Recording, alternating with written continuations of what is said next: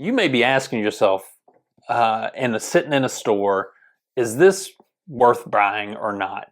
We're going to give you a list of like 10 bourbons, whiskeys, ryes, whichever they are. Maybe they are, maybe they aren't worth buying.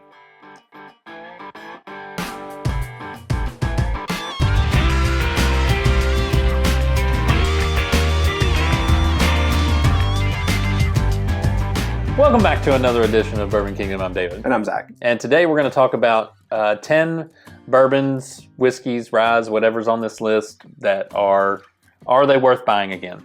So most of these, in some way, shape, or form, have been talked about either by us or they have been talked about by numerous other whiskey channels, Instagram channels, Facebook, media, wherever you get them from. Because, with how whiskey and stuff is nowadays, it's kind of changing. Some stocks are getting younger. Yeah. Heck, some are getting a little older. Mm-hmm. Prices are going up and down like a roller coaster. Yep. So we're going to kind of talk about where we are at with them, and either if we are still buying them, or if we've decided not to buy them anymore, or if we're kind of a maybe.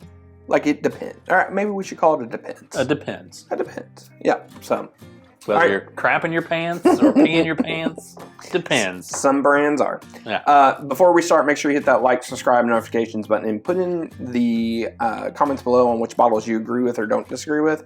Or give us a good bottle that you guys are buying or not buying anymore for whatever reason. So, yeah, for sure. Great. All right, first on the list is the Woodford Distillery series in general. This one is the Double Oak.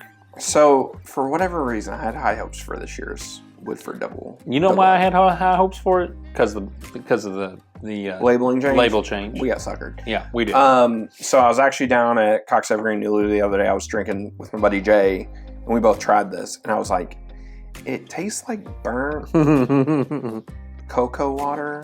Like, it's not good. Like, it was so, like, bleh. It was like flat on the palate, and I was just like, man, like, this is disappointing, because I remember whenever these used to be good back in the day. Yep, for sure. And I used to enjoy getting these and sipping throughout the time, of the year. And just anymore, they're just really a miss. They are. You can take it. I'll take it back. Left. Yeah, I'll take it back.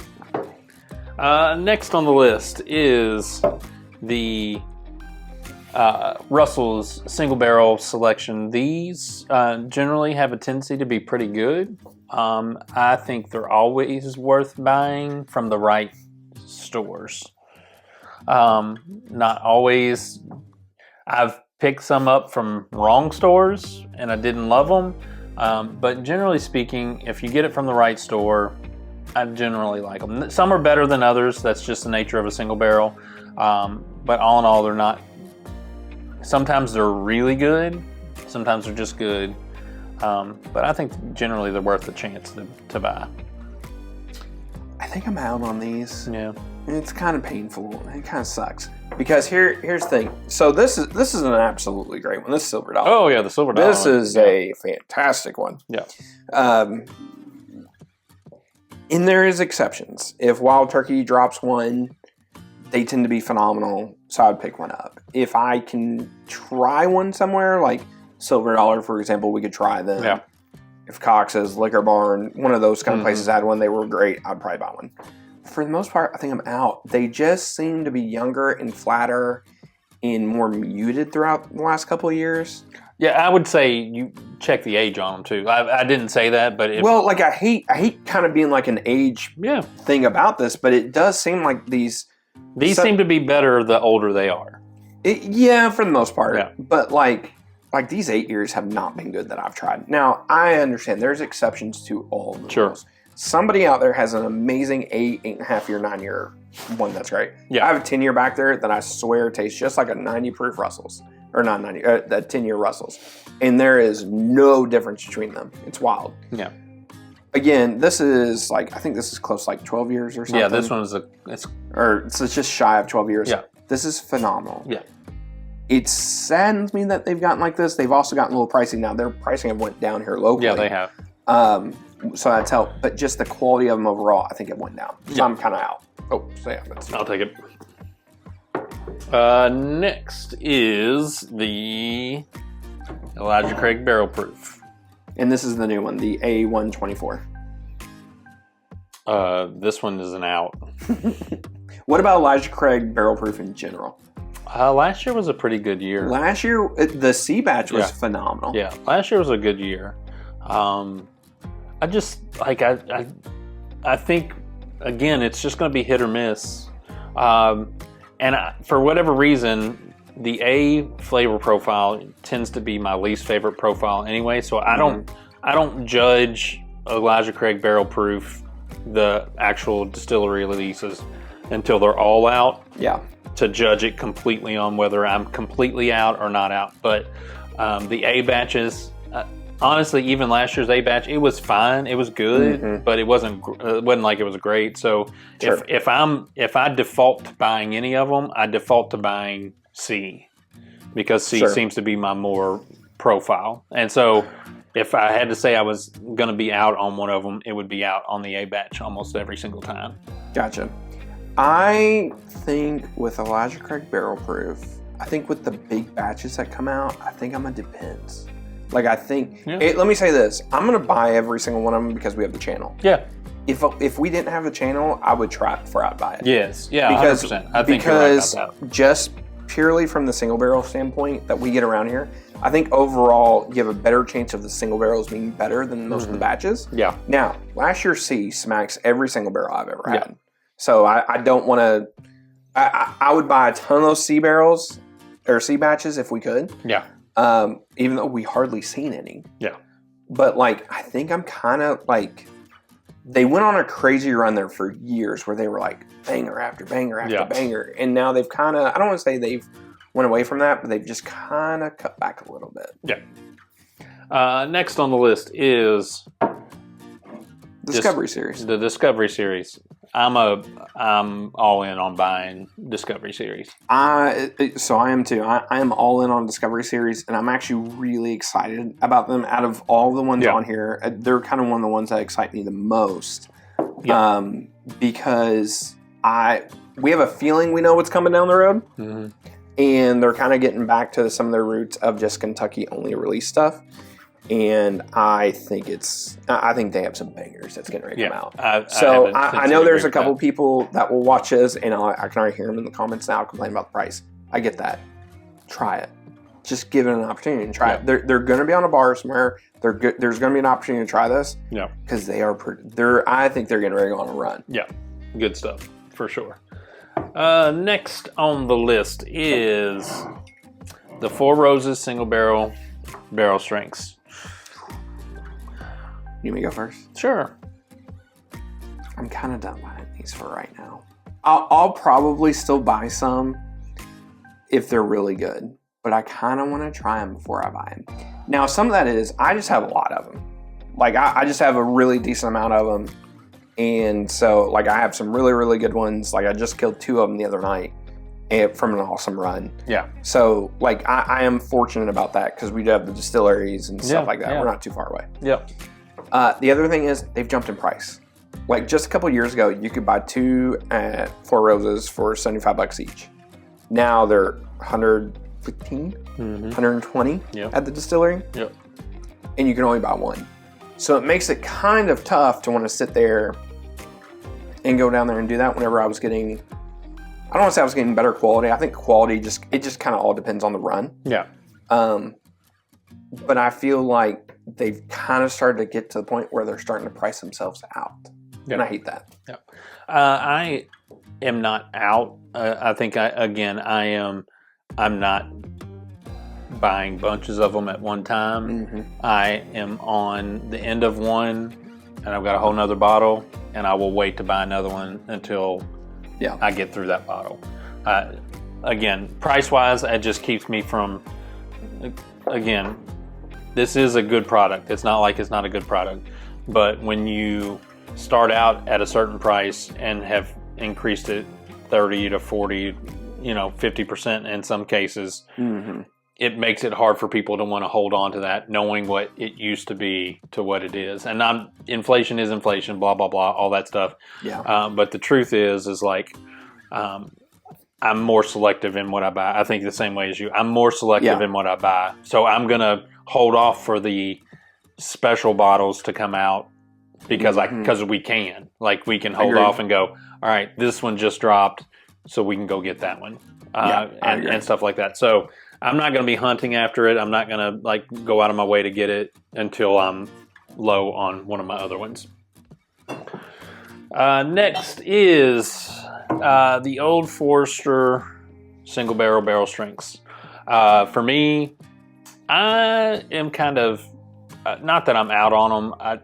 Those aren't the ones that I hunt for. I am more of and again, if you've watched the channel at all, you know I'm more of the 100 proof. I think the flavors come out way easier in the 100 proof than it does in the upper barrel strength levels. And so I'm kind of like out on these, but not out on Old Forester because I do love Old Forester. I think if we would have been 2 years ago, I think if they would have kept on the same route, same path they were going down, I'd probably be out on them. But I feel like they're starting to kind of hit their stride. I don't know if there's an age thing. I don't know if people picking them, quality of the barrel, whatever it is. I think they're starting to get a little bit better. I won't say. And to be fair, I haven't had one in a while. I haven't. Well, and this isn't one that you want to judge it off of because this is MTS brown sugar, and this one's fantastic. Yeah. So like this one would be like, oh yeah, they're awesome. Yeah. But I think there was a stigma, and I think deservingly so, about how they came off hot. Mm-hmm. I would agree with. I'm happy that you came. I'm happy like you and a lot of other people came around to those 100 proofs being really good because I think they are slept on. I think they're awesome. Yeah. Sure. But I do think overall the Old Forester barrel strength is still worth picking up. That would probably be one of those where I say to pick it up, but just make sure you trust your store. And again, I'm not hoarding one of them or whatever, but not sitting on a whole bunch of like certain people. Yeah, well, you like that is your distillery, so that's true. Like I'm not judging you for that. This is the Heaven Hill Select Stock, the You Do Bourbon Experience. And this is more about the select stock stuff, in my opinion. Not like the You Do bourbon stuff, just like the overall select stock. Yeah. Here's the thing. I used to think that these were some of the best, like non-talked about little secret hidden gems in whiskey. And I've had like one of the, it wasn't the first one, I think it was the second one that was really, really good. I have the, right above here, kind of like, right there. That's the, it's basically an Elijah Craig toasted barrel proof. Yeah. Not quite that, but it's close. Yeah. That one's fantastic. I've loved a lot of these. The thing is though, between the experience you can do down there at the distillery, they've done some tastings where you get some bottle and bond stuff. I have not loved these here recently coming out, so I'm kind of out on them. Yeah. Until they put out something that I think is just exceptional. Yeah, I agree with that. I agree wholeheartedly with that. Next is the Uncut Unfiltered from Smoke Wagon. I'm kind of sad that, and I know this was just a COVID thing, but I love them in the clear bottle. I just really brought it up here so that way he could get upset about the clear bottle. I just love it in the clear bottle. I think it's a marked difference from the other bottles and kind of whatever. The liquid in it is really good. I like. Again, this is not one that I'm going to buy 2 or 3 of them of. I'll buy one, and once it's gone, I'll buy another one just so I can have it. Because I generally think that they drink pretty well, and so and it's always to me the flavor profile in these Smoke Wagon Uncut Unfilters are always interesting, and so I like to pour them from other people too, so that they can get their opportunity to try something maybe a little bit different than they normally would. So big Smoke Wagon fan, love them, love pretty much everything that they do. I think after COVID was kind of like quote unquote done, they went through a time where I just felt like some of their uncut unfiltered stuff was a little bit more flat than normal. And then I just had another one here recently of one of their new batches, and they're kind of like back to that standard. So it was kind of weird because I originally put on this list, I was like, they just don't hit that same mark. Yeah.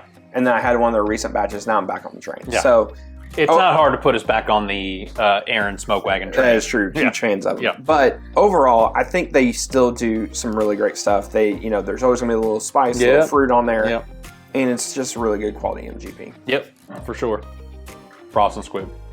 Frost and Squib. I'm never gonna get that right. I am literally never gonna get that right. Frost and Squib. All right. This bottle makes me sad. So let's just go ahead and say Yellowstone, the annual limited edition release. This is the 2020, but since they all look the same. Unless you got a tube one. Yeah, I'm just saying from this year on, they're all this version of themselves. And I bought this one, and I've not bought one since. Kind of the same. And I love Yellowstone. We love Yellowstone. Yeah. Just this one falls flat for me, and so I've not bought one since 2020. Pretty much all of them fall flat from there on out. And I really like Yellowstone. I think they have a really great little distillery spot in Kentucky. I think they're super awesome. I think highly of them. Just not that. Yeah. I wouldn't buy one. It's also not cheap. No. I think it's like, what, $150? Yeah, I think it's 140 to 150 bucks now. All right, and then the last one on the list is Forgate. And again, this one is not for everybody just because of the price point on it. Yeah, the most expensive one on the list, $200. Yeah, but for what it is a premium whiskey. It's gonna until they prove me wrong, they're on my buy list. Yeah, I mean, I'm pretty much down to buy. I honestly, most of them, especially the Kelvins. I don't think you're going to miss with the Kelvins at all. Yeah, you definitely don't miss. There's been a couple ryes here. There's been a couple of bourbons there. That's just not my profile. That I just don't love. Yeah. But overall, what they do, I think, is exceptional. I think they do some really, really great stuff. Yeah. And the good thing is, where they're sourcing from, they are sourcing premium brands, premium whiskey. Yeah. So, yeah, people might not like the price of some of that, but it is legitimately truly good stuff that you're getting from that we'd all be happy if we could say out loud and tell everybody what it was. Yes. So, but overall, really, really good stuff. Yeah. Really good quality stuff, and just really happy with them. Yeah. That is our list of would we buy them again or not? Tell us if you've got some things on your lists, maybe some things that you would or wouldn't buy again. I'm just interested to know. And until the next time. We'll see you. We'll see you.